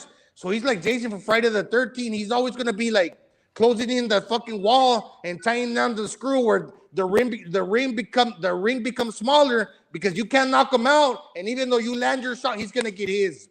So that's the problem with Triple G, and he hasn't gone away. He's still fucking here. Could he have beat him before? Could he beat him now? Probably. That's a good fight. But then you got other fucking world beaters that are stepping onto the scene. And I'm not necessarily talking about Munguia, because he don't got a belt. We got Janibek Alinkaluli. I think that's what his name is, right? And so, yeah, man. Now it's okay. You're older. These dudes are not going to go away. Yeah, you could become undisputed or jump up to 68 where you never fucking fought. So all of a sudden you're going to say, oh, I'm going to fight Canelo for all the belts. Man, you probably would want to like possibly get your feet wet before you step into a world title fight at 68 and figure out where your body's at. So it's kind of getting a little difficult for him because they try to play their cards along with like the PBC scheduling, that they thought that they could control boxing to a certain point, that they were going to play their cards right and navigate it like around the business and make it all make sense. But then the fans are stupid. We can read in between the lines. So it's kind of like we can see if there was a script in place. Nah, we ain't having none of that as fucking fans. So Jermel Charlo needs to get his head out of fucking cloud nine and realize in the real world we're fucking living in. Not just because you got a little bit of money, you're on that PBC like where they're paying you and everything and your surroundings makes sense. You got to step away from that and look at what's really happening, right? That's basically it. Sure. And Brian. So right there to the left, you got Jermel. Then to the right, Jermal. Is Jermal like the Scar, like the dude, the lazy lion that just wants the crown, but he doesn't want to work for it? Like, what's going on? Well, that's not a bad analogy. I mean, I mean, look, the undisputed thing is a good thing that's going on in boxing, even though it is kind of overrated / gimmicky in this generation for sure. I think that guys are catching on to this because they think that there's something that's being promoted, so they want to get part of that acclaim or esteem. As far as this dude becoming undisputed in 4 months, I mean, it could be set up because look, at the end of the day, Al Heyman, all right, Mr. Al Heyman, this guy can pull some strings and do what he can to put him in the best position. Now, will he succeed in that? I mean, he's good, but he's not great. His brother is borderline great. He himself is an above average fighter. He's not spectacular in any way, shape, or form. Now, I just got to keep it. It's undisputed, bro. Yeah. I mean, yeah. If you play your cards right, you don't have to clean out your division to become undisputed. You can be undisputed. Look, I mean, it wasn't even a deep division to begin with. Now guys are getting mysteriously hurt. Guys are moving up to fight for money, big money fights, and vacant belts is the possibility. I mean, it is what it is. I look at it as this, man. Look, Jamal. I don't think he's gonna do it, and I don't think that. I mean, the dude hasn't even fought. He hasn't fought since last year, has he? So, like, if it takes him a whole calendar year, 13 months, right? It's been a whole calendar year. And it went life and death with Montiel. Yeah. Yes, he did. And it's been that long, and you're a champion. You haven't defended your belts. And what would make me believe that you're gonna fight 4 times within a span of 12 months? He don't gotta fight 4 times. Oh yeah, I forgot because it's a vacant belt. I mean, this shit is some. All these belts could become vacant. It could happen. What D-Style is setting up here, and it makes sense. Is the middleweight division is so messed up that you have Triple G with 2 belts. He's got the WBA and IBF. And he's moving up to fight Canelo. He's moving up to 168. Boo Boo Andrade wants to move up to 168 as well. He was supposed to fight Zach Parker. He owns the WBO, and WBC is owned by Jamal, who also said he wanted to move up to 168, by the way. So he's showing mixed signals. None of these guys are doing anything really besides Triple G beating Murata. Triple G just beat Murata and unified, but he's moving up to 168. I just don't see them stripping Golovkin moving up to fight Canelo. If Golovkin wanted to come back and fight at middleweight, I don't see them stripping him of those 2 belts. Well, there's a couple scenarios. If Golovkin happens to beat Canelo, he's going to be undisputed at 168. Yeah. He's not going to go back down to 160. They'll vacate those belts. If he gets knocked out viciously by Canelo, he's going to be out for a while. You know what I mean? So I just think it's possible at least one of those. Like I'm just saying, like we could see Janabek against Jamal for undisputed next year. They're not gonna fight Janabek. You don't think he'll fight Janabek? No. He's lying, bro. What do you mean? No, he ain't fighting no damn Janabek. Yeah, I'm just saying. Look, I know it sounds crazy, but I believe he was motivated. I think a fire lit up under his ass when he saw his brother become undisputed, and he wants to do it too. He didn't look motivated at all in the club last week. I'll tell you that with the back injury. You could party and still do things. Hey, Bruce Goss, do you believe Jamal? Does he want to be undisputed at 160? Hold on, you're muted, brother. You're muted. Okay, I'm good. Sorry about that. Does he want to be? Yeah, of course he wants to be. Will he be? I just don't think he has the motivation to do it, man. I think Jamal Charlo is a perfect example of a fighter who got it easy in the beginning of his career and was satisfied with his mansions and his Bentley, and he just lost that drive. You know, he didn't want to go after any more of the accolades, the belts. He was satisfied with fighting once a year. PBC would give him a name and a contract, and I mean, who has he beaten in his illustrious career, bro? I don't know, man. You know, I just don't see him having the same drive as his little brother has. He wants it, but I don't think he'll get it. It seems like every time he calls out names, they never materialize. I mean, he's been fighting for how many years now, man? And how many names has he fought, man? And how many? I mean, he was calling out Danny Jacobs and Triple G and Benavides. I mean, it's just going on and on, but nothing. I mean, that's not what a career is made out of, bro. And that, he kind of reminds me of my homeboy from Providence, man, Demetrius Andrade. You know, it's sad to see, but yeah, you got a belt, but how are you gonna be looked at? Once, well, what's your legacy gonna be? middleweight, he should be grabbing the belts, man. I got my man Marvin Hagler over my left shoulder, bro, and that was a middleweight, man. That was a guy who said, yeah, you know, fuck politics of boxing. I'm going to go out and make legacy. Yeah, bro. You know, the Four Kings, man. And that's these are the boxers I was weaned on, and guys like Mel Chalo, bro. You know, I can't pay homage to him as a middleweight champion, because the middleweight division, that's a glamorous division. I told you I like the heavyweights, but that doesn't mean I dismiss other weight classes. Believe me. And the middleweights, man, he should be clamoring for those shots, man. He should be yelling names out every time. He had that opportunity with Mike Tyson. He looked like a kitten on there, man. Tyson is telling him how to make the dough, how to get the pop, what to say. But Mike, we don't do things like that anymore, man. We don't deal with personal issues. It's like Tyson's like, come on, tell him to talk. Yeah. You know, Roberto Duran, you know, Tyson was amped. He was telling him what to do, and for somebody in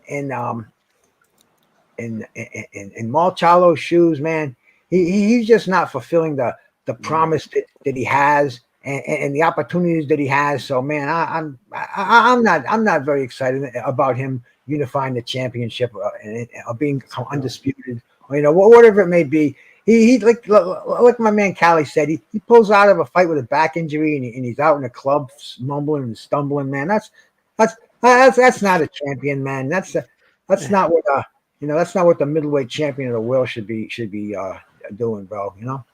For sure. One more question for you guys before I wrap this one up. I just want your guys' thoughts on this. So next week, Bam Rodriguez will be facing Sir Rungazai. I want to know your guys' thoughts on this. Gonzalo, who do you think wins that one, brother? Well, I don't know too much about the kid. I did watch his fight versus Cuadras. Yeah. And I know that he's got a lot of hype behind him.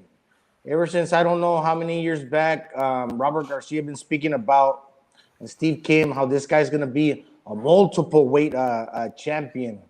And I think I seen one fight prior to the Cuadras one. So the guy's good. He's nimble. He changes the angles to where he could turn you around and catch you with a nice upper that maybe you don't see coming. And so he's a devout fucking professional for like the young age that he is. He's got the skills down, especially like for a little guy. Those guys let their hands go. And if you're a natural and you know how to let your fucking hands go, and they've been speaking about you ever since 4 or 5 years ago, maybe a little less than that. That means that you're naturally gifted, and you're quick and nimble. You're a smart guy, and you're only getting better. And there's something there that you're getting this the what is it, like they're telling you that you are that special talent because everybody fucking sees it.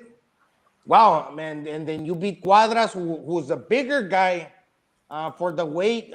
They kind of bullied Ruiz. Ruiz is a harder puncher, but given the weight classes and the rehydration, I think with Cuadras fought Ruiz, it was a close fight. And I think that Cuadras actually won. So now you got this this guy that's kind of like good for the weight. He's nimble, he's quick, he could turn on a dime. And now you're having faces like a true, like actual fucking power puncher, not just like a fucking. I'm not gonna say that Cuadras is a weight bully, but what I'm basically trying to explain that Cuadras was bigger than Bam Rodriguez. Cuadras was bigger than Robeisey, but Robeisey is probably more of a heavy-handed. I think he's southpaw power puncher. So now we're gonna see how he deals with that. And they're bringing this guy. They're putting this guy in tough, but they're putting them tough against quality opposition. But it's kind of like, let me see what you did against this guy. Let me see what you do against him. Now, if he beats him, now they're gonna see let's see how you can do against old aging Chocolatito, who is probably like one of the greatest fighters at that division. And then all of a sudden, like the Scarface, what's the saying? And the Scarface, the movie in the end, the world is yours. The world is yours, yeah. Yeah, the world is yours, man. So it's one of those things.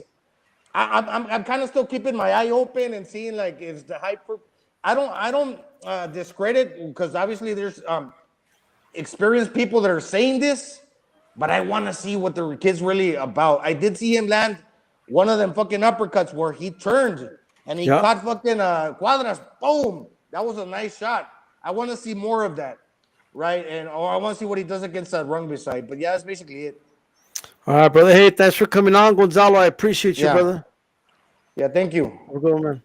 Peace out, brother.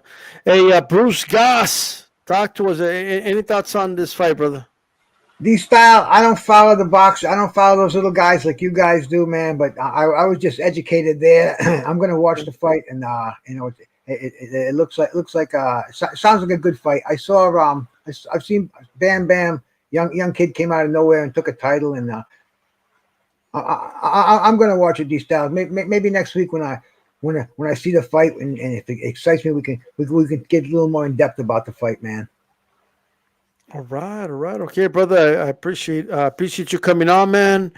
Everybody subscribe to Bruce Goss, Jazz and more. What you got going on? Tomorrow night, man. I got Tim Witherspoon's gonna jump on there with me, man. All right.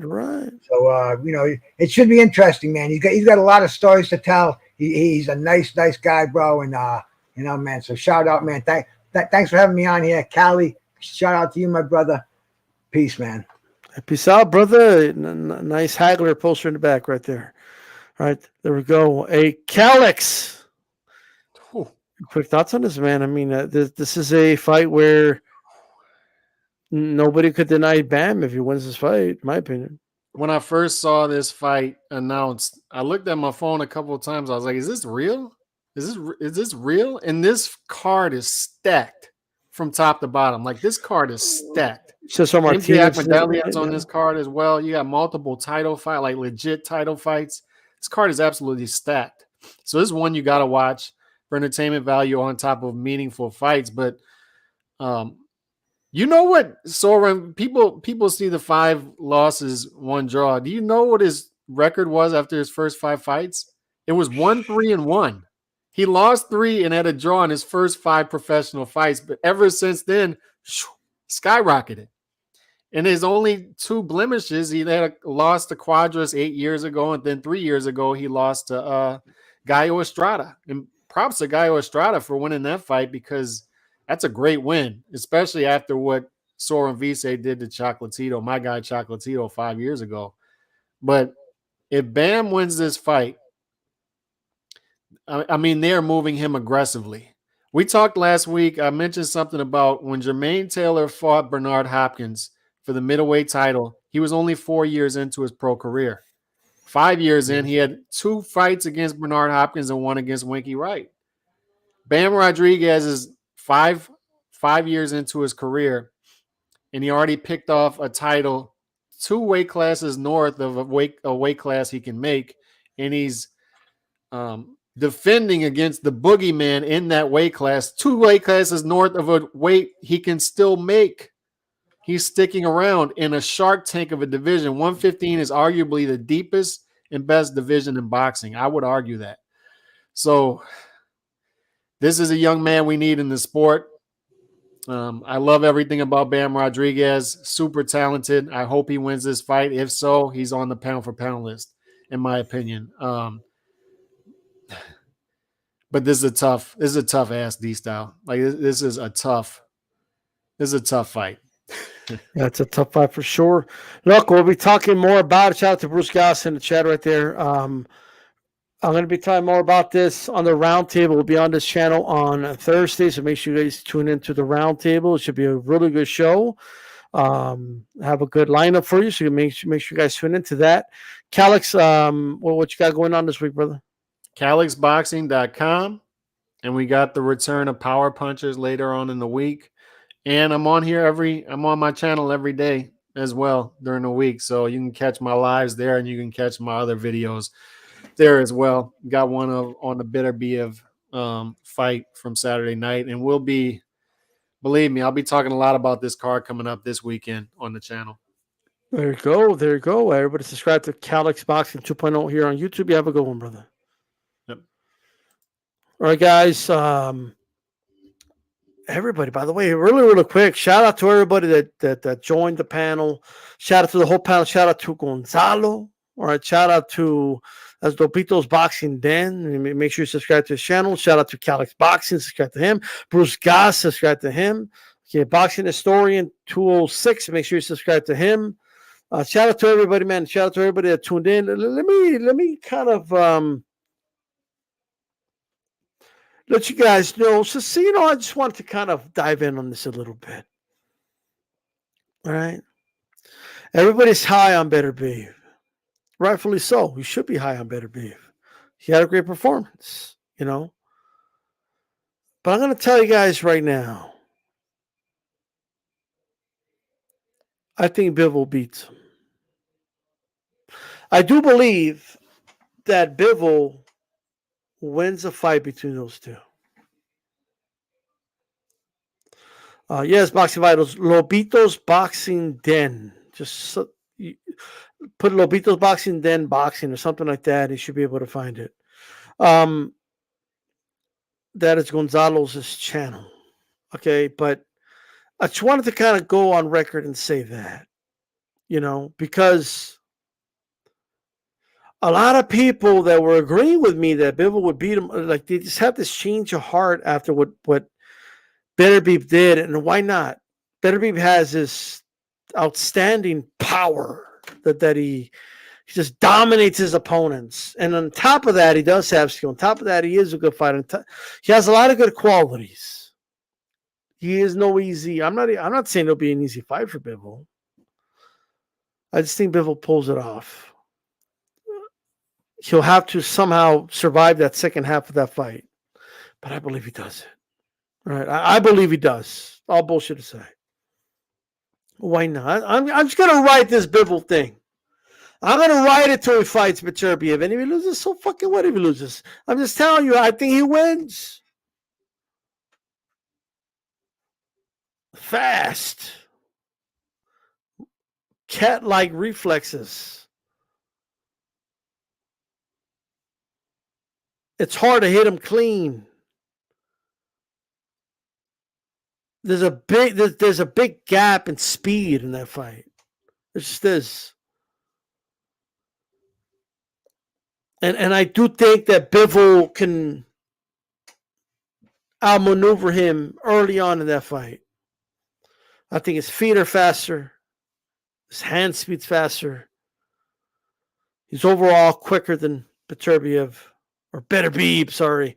I was saying Beterbieve correctly for such a long time, and then people kept correcting me. It's Beterbiev, even though it's not.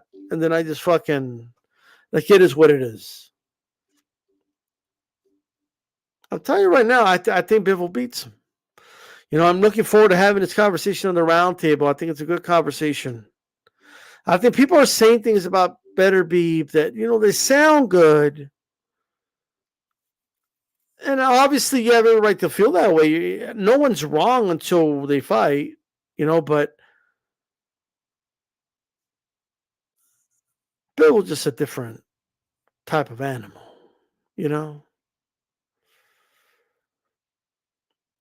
I have an old saying, that applies to boxing. And the saying is, power is magnetic to the steel of our desires. People love power. People love seeing destruction. They love seeing guys that can hit dudes and make them crumble. People love seeing that.